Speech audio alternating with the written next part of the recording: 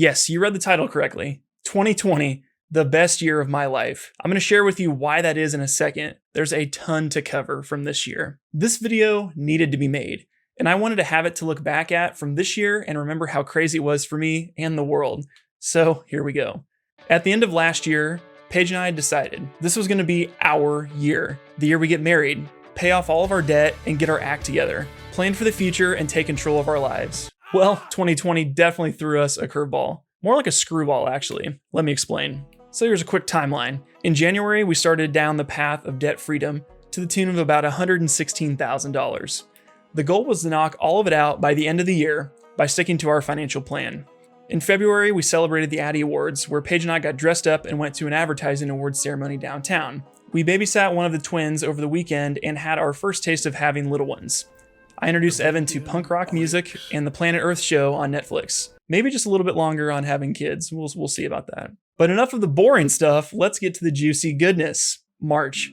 The month our world stood still. Lockdown. The great pause. Call it what you want. COVID-19 had spread all across the US, pushing into the Midwestern states where I live. 76,000 COVID patients currently hospitalized in the US has now surpassed 11 million. Within a few days, we began quarantining, and I started working from home, which continued for the rest of the year. Paige's salon had to close for a few weeks, making her file for unemployment and leaving us very stressed out. Almost 100,000 small businesses permanently closed since the pandemic. I had a day where I had a mini panic attack that our employers were going to shut down and we'd both be out of work. Home workouts and movies on the couch were the highlights of our days in March. With our beach wedding set to happen in less than 4 weeks, we were stressing out about having our flights delayed, having to reschedule, or having this ruin our plans. Spoiler, it did.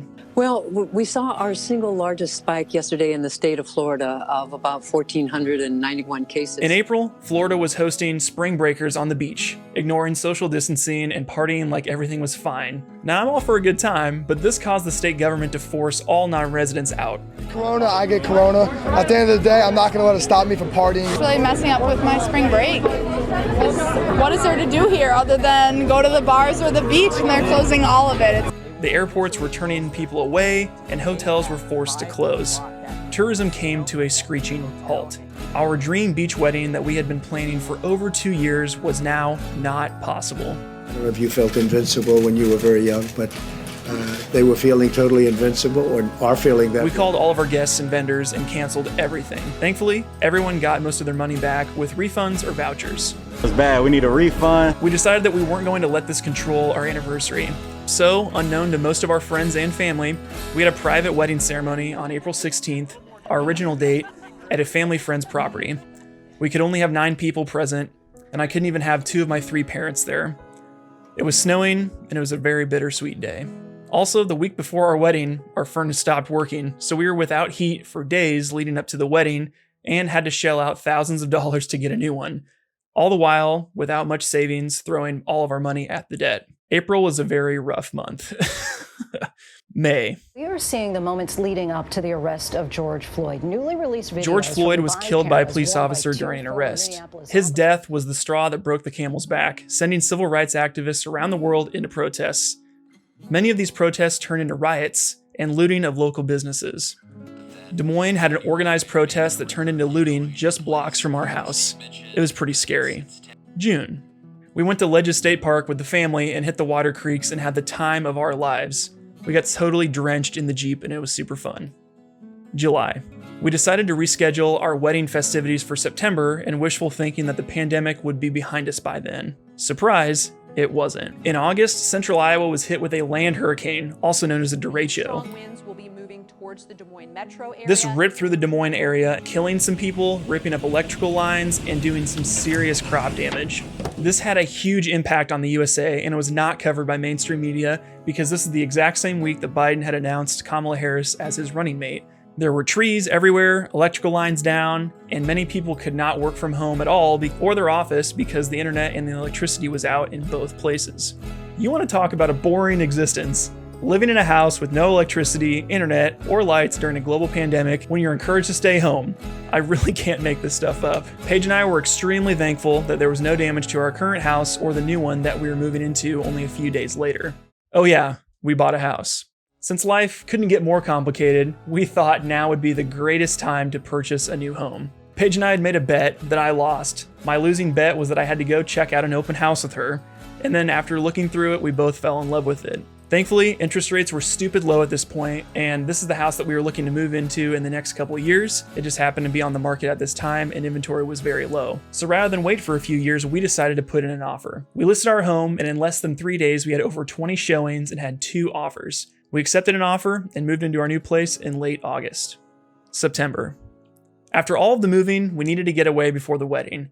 We enjoyed 2 days at Lake Red Rock with family and friends, going boating in Iowa's largest lake. The following week was our rescheduled wedding.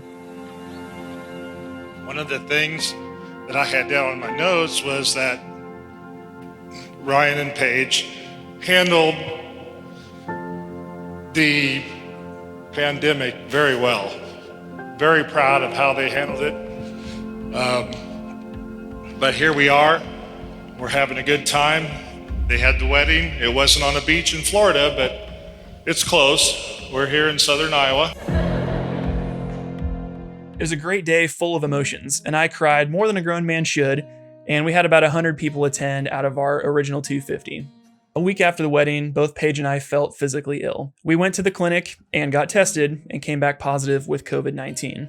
Thankfully, most of our wedding guests had no symptoms and felt fine. Since the contraction period is between 3 and 14 days, it was not clear exactly when either of us got it and gave it to each other. So we began the 2-week quarantine, having everything delivered to our house. After the first few days, symptoms were not too bad, but neither of us could smell or taste. So we ate leftover wedding cake every day until we could taste it again. Also, Cheetos have the texture of packing peanuts when you can't taste them. Fun fact. October. I turned 26. Woo. Also, we had our first trick-or-treat night in our new neighborhood, which was fun handing out candy to kids since they didn't do that at our last place. Pretty chill month. November. In November, the in-laws purchased a new home as well in a nearby town. During the transition and the closing periods of the properties, they were homeless for 12 days.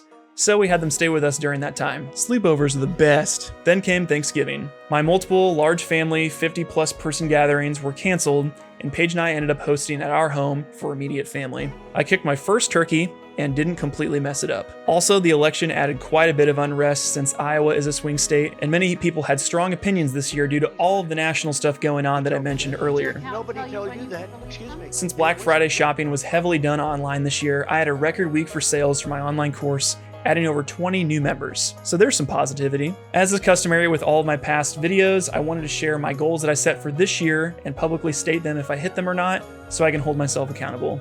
My 3 goals for this year were to increase revenue for Snaadt Media Group by 25%, convert 50 new students into Solo Video Pro members, and hit 10,000 subscribers on YouTube. As of the making of this video, Solo Video Pro now has over 75 new members added to it. Snaadt Media Group revenues hover around right where they were last year, so they stayed pretty close to what they were, but I didn't increase them from last year. And then I also ended the year with about 8,500 YouTube subscribers, so really close to my goal there as well. I almost forgot my goals for 2021. Number 1 is to reach 20,000 subscribers on YouTube. Number 2 is to add 100 new members to Solo Video Pro. And number 3 is to grow revenue by 25% in 2021. Number 4 is the most important goal of the entire year for me personally, is for Paige and I to get out of debt. Again, I will have a full video on how we've been doing this, paying off $116,000 of debt in less than 2 years. Those are the goals for this year. So if you have goals that you're setting for yourself, drop them in the comment section below. I'd love to hear what you're trying to plan for the new year. And there are studies that show if you write them down and tell other people, you drastically increase the amount of success rate that you have with those goals just by doing those 2 things. So you might be asking yourself, Ryan, why is this the best year of your life? 2020's taught me that most people, myself included, have it really, really good. We take so much for granted that we don't even realize it. Free range travel, vacations, heat, electricity, internet, a stable income, freedom of speech, and the list goes on. I think I said it pretty well in my wedding vows. With a worldwide pandemic, land hurricanes, no sports on TV, political polarization, and rioting, this year is going to go down as one of the worst years ever. For most people. But not for me. This year, more than the past 8, has shown me that despite any obstacle, we can overcome anything together. And this is the year I get to marry my best friend. I'm ready for the future as long as you're with me. Now buckle up, because it's going to be one hell of a ride. Now, this video is not challenging you to a pity party comparing how bad your year was to mine. 2020 may have been terrible for you, but what have you gained from this experience? What have you learned about yourself when the odds are against you? Did you complain, spread negativity online, ask for handouts, blame the virus for your shortcomings, blow up on somebody with a different political view than you, or shame somebody for not wearing a mask? Or did you bear down? Did you work harder? Did you get a side hustle? Did you shut your mouth and listen to other people's viewpoints before you start spewing your own? Think about that for a second.